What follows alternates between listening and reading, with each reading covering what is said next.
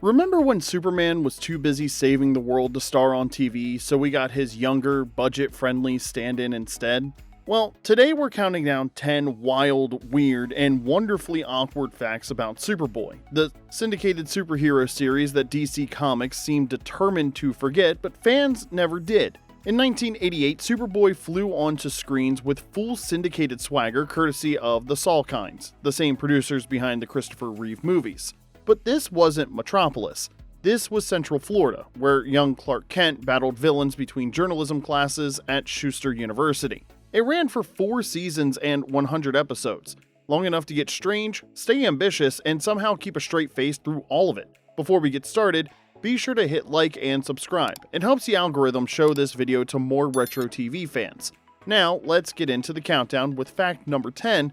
Superboy existed in a totally different reality, and the theme music proved it.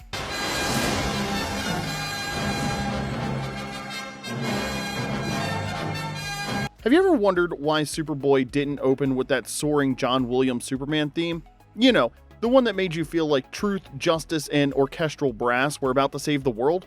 Well, there's a reason for that. Superboy wasn't just a younger version of the movie Superman, it was a completely different version of the character living in his own weird little alternate universe.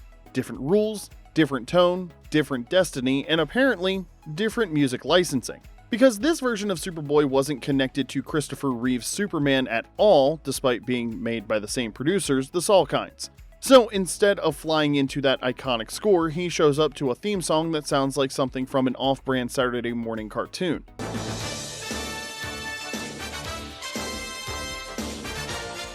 And let's be honest, getting the rights to the John Williams theme probably would have cost more than the entire season's special effects budget. This wasn't your blockbuster Superman. This was syndication Superboy. A little rougher around the edges, a lot more bizarre, and vibing to its own tune, literally. Fact number 9, Lex Luthor's evil makeover required plastic surgery. Now, if you thought recasting Superboy was awkward, wait until you hear how they handled Lex Luthor's total glowdown. Season 1 gave us Scott James Wells as Lex, a pretty boy college villain who looked like he'd stepped out of a soap opera about evil fraternity presidents. He had flowing hair, decent cheekbones, and the kind of smug charm that made you want to stuff him in a locker. What could be more important than what we've been talking about? Blown away. Then Season 2 rolled in, and suddenly, Lex looked like he'd aged 20 years, lost all his hair, and had his face rearranged by a plastic surgeon who learned anatomy from comic books. Enter Sherman Howard. Older, balder, and way more menacing. Gone was the frat boy Lex, and now we had a middle-aged mastermind who actually looked like he could take over the world, not just the campus bookstore. And here's where it got gloriously ridiculous. The show didn't just ignore the change, they went full sci-fi to explain it. According to the plot, Lex was scarred by a chemical accident that caused hair loss and accelerated aging. Then he had plastic surgery to fix the damage and make himself look like a wealthy industrialist, also played by Sherman Howard, whom he promptly murdered so he could steal his identity and throw Superboy off his trail. Yes, really. It was like the writer said, remember that 22-year-old with the flowing locks? Well, he had some work done and now he's 40 and bald. Science!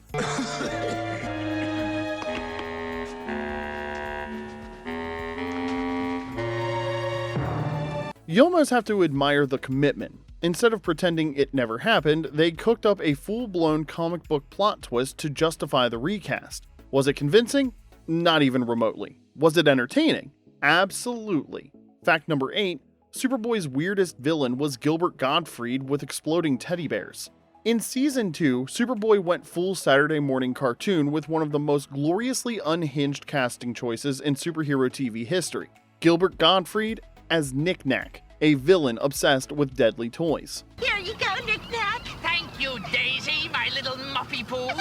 Already known for his over-the-top, no-filter comedy style, loud, chaotic, and completely unpredictable, Gottfried had made a name for himself on Saturday Night Live in stand-up and as a stealing guest star who could wring laughs from even the dumbest lines. Let's take a look at this lemon.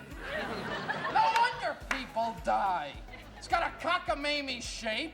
It's way too little. It's filled with mucus. So casting him as a manic villain in a green and yellow onesie was the perfect choice. He didn't just match the show's energy, he cranked it up to 11. Years later, he'd even voice Mr. Mixia-Spitlick in Superman the Animated Series. No! Repeat after me, bright boy. It's mix. Yes. Spit. Lick. A reality-bending trickster who might as well have been Knick-Knack's spiritual cousin. And of course, he was Iago in Disney's Aladdin, proving that if you needed unhinged energy with a cartoon edge, Gottfried was your guy. Inspired by Superman's B-lister Toyman, Knick-Knack felt like a glitched-out remix, if Toyman had been reprogrammed by a broken speak and spell. He came armed with exploding teddy bears, killer yo-yos, and action figures rigged to blow up a Toys R Us. You know, kid stuff. And yet Gottfried sold every second of it, screeching about weaponized playthings with that voice that could shatter glass 3 counties over. Well, you're probably wondering what I plan to do with you. Okay, I'll tell you. I plan to drain all the energy from your body and transfer it where? To my robotic super suit. Even better, the show brought him back for a second episode, because when you've got that kind of chaos, you don't waste it, you double down. Knick-Knack was equal parts terrifying and ridiculous, and it totally worked for a show that never pretended to be prestige TV. It was like watching Iago have a full-blown meltdown in a toy store, with actual explosives and about $12 in special effects. Just right for a show that thrived on low-budget syndication weirdness. The bottom line is this: Superboy's producers knew exactly what they were doing. If your premise is bonkers, don't fight it. Cast someone who can sell the chaos with full conviction. Rest in peace, Gilbert. Fact number 7. James Bond showed up on Superboy. No, really. Sir, I have the honor to request you will accept my resignation, effective forthwith. Just when you thought Superboy couldn't get any weirder, James Bond and a Bond girl showed up as Superman's parents. George Lazenby, the one-and-done 007 from On Her Majesty's Secret Service, guest starred in 2 episodes, not as a suave secret agent or a government operative, but as an alien disguised as Jor-El, Superboy's Kryptonian dad. And he wasn't alone. Joining him was Britt Eklund, Bond girl from The Man with the Golden Gun, playing fake Lara, Superboy's mom. Standard uniform for Southeast Asia. The buttons are down the back. Yeah, so 2 actors from the Bond universe popped up in Superboy wearing what can only be described as alien martial arts geese. The episodes? Abandon Earth and Escape to Earth. Because when in doubt, go full melodrama. I'm your father, Jor-El, and this is your mother, Lara. We've traveled through the depths of time and space in search of you. And credit where it's due, they played it straight. There were no winks, no shaken martinis. Just full-on Kryptonian exposition delivered with total sincerity. It was weird, it was earnest, and it worked. Because say what you will about Superboy, it never shied away from a casting curveball.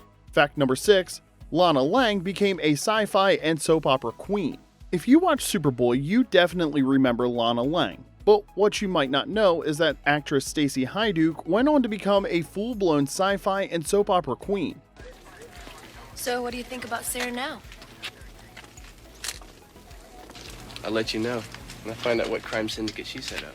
After saying goodbye to Seagullville, she went deep sea with Sequest DSV, basically Star Trek but underwater.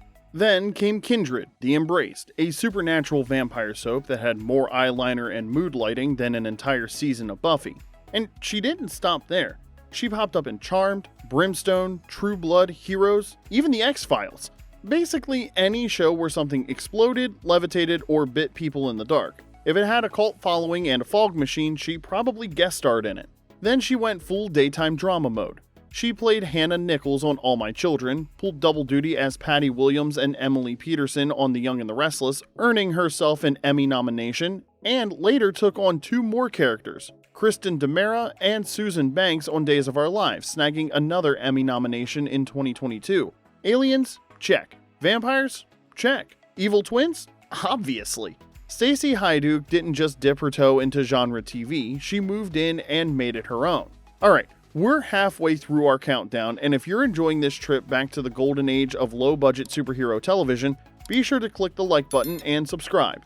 Now, back to the countdown. Fact number 5. Lex Luger, yes, the wrestler, fought Superboy in a dream sequence.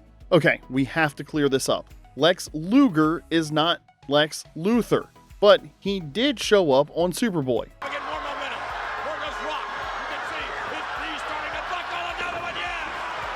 In Season 3, pro wrestling legend Lex Luger guest starred in an episode called Mindscape, playing a dream sequence villain Superboy has to fight. And here's the weirdest part. Luger didn't just stumble into this gig, he reportedly chose his wrestling name as a tribute to Lex Luthor because he was a fan of the Superman comics. So yes, a real wrestler named after Superman's nemesis ended up brawling with Superboy on TV. Was it a bit on the nose?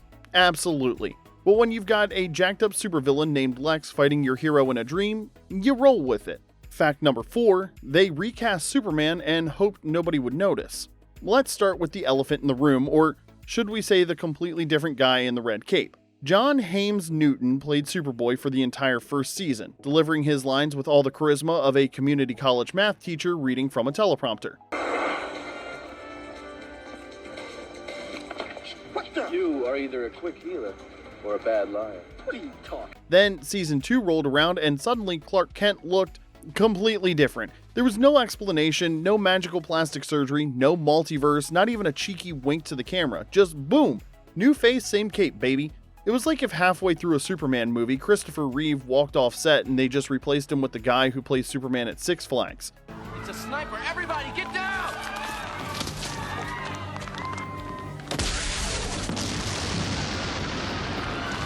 Behind the scenes, Newton apparently wasn't clicking with producers or audiences. Then came the final straw. He asked for a 20% raise on a show with a bare bones budget, so no. So the producers pulled a classic TV move. Recast, reboot, and pretend nothing ever happened. And let's be honest, some fans thought Newton's Superboy gave more mildly concerned boy than Superboy. Gerard Christopher brought better energy, superior acting chops, and an actual understanding that he was playing a superhero, not a substitute teacher with flying powers. The difference was so dramatic that fans basically split into two camps. Team Newton, the dozen people who liked Season 1, and Team Christopher, which was pretty much everybody else. Fact number 3, Superboy was cast as Superman, then got the boot. Now here's a story that's equal parts Hollywood politics and career heartbreak. Gerard Christopher didn't just audition for Lois and Clark, he actually got the part. After 3 seasons as Superboy, the casting director tapped him to play Superman again, this time on a major network. He probably went home, called his mom, and started practicing his faster than a speeding bullet speech for talk shows.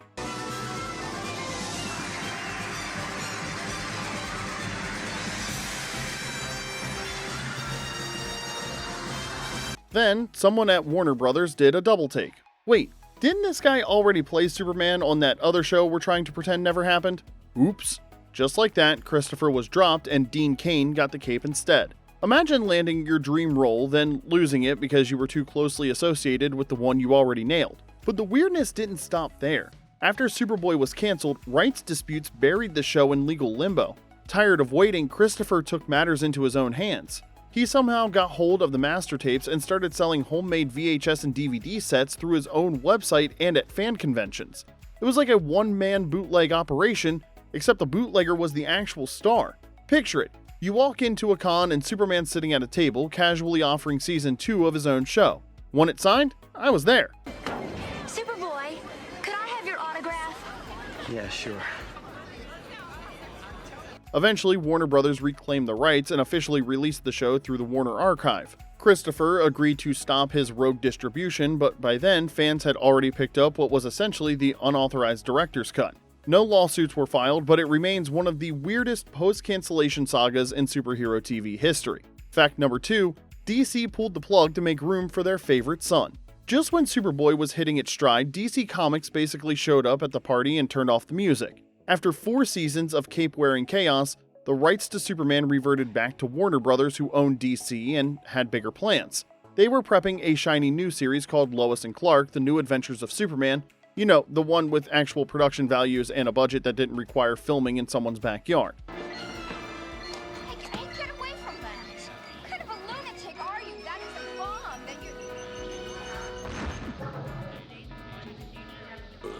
So, Superboy got the axe, not because of ratings, but because DC wanted to clear the Superman airspace for their premium product. It was like getting evicted because your landlord's cooler cousin wanted your apartment. Thanks for keeping it warm, kid. Now, make room for the grown-ups. The message was clear. Superboy was the JV team, and now the varsity players were taking the field. Fact number 1, it took 23 years to stream and 13 just to get on DVD. Now, here's the most frustrating part of all. Despite producing 100 episodes across 4 seasons, Superboy remained almost impossible to watch for decades. Thanks to a legal tug of war between the show's producers and Warner Brothers, the series was stuck in limbo for years. Tied up in contracts nobody seemed eager to untangle. That's what we heard, but nobody knows for sure. I wonder why she popped into my head now.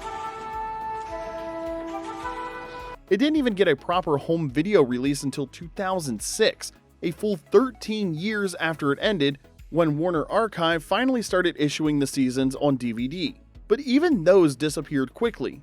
By 2013, the final season had been released, and then the entire set quietly went out of print. What came next was a decade of nothing. No digital sales, no reruns, no streaming, just bootleg VHS transfers, blurry YouTube uploads, or relying on hazy memories of after-school reruns.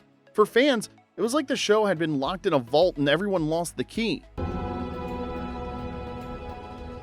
Are you the one? What do you mean? The one we've been waiting for all these years. It wasn't until 2022, 30 years after the show left the air, that Superboy finally made its streaming debut on Tubi.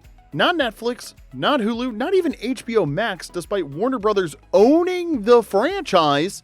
It took a free, ad-supported platform to do what the majors wouldn't, and it's not even available there anymore. The irony of it all is you can stream dozens of forgotten 80s cartoons and bargain bin reality shows, but it took over 2 decades for a legitimate DC superhero series with serialized storytelling and a cult following to resurface legally. Superboy didn't just vanish, it was buried, and it deserves better. And there you have it, 10 weird and wonderful facts about Superboy. Which fact surprised you the most? Which ones did we miss? Let us know in the comments section below, and hey, if you enjoyed this trip down memory lane, don't forget to like this video and subscribe for more retro TV deep dives. Until next time, this is Remember When.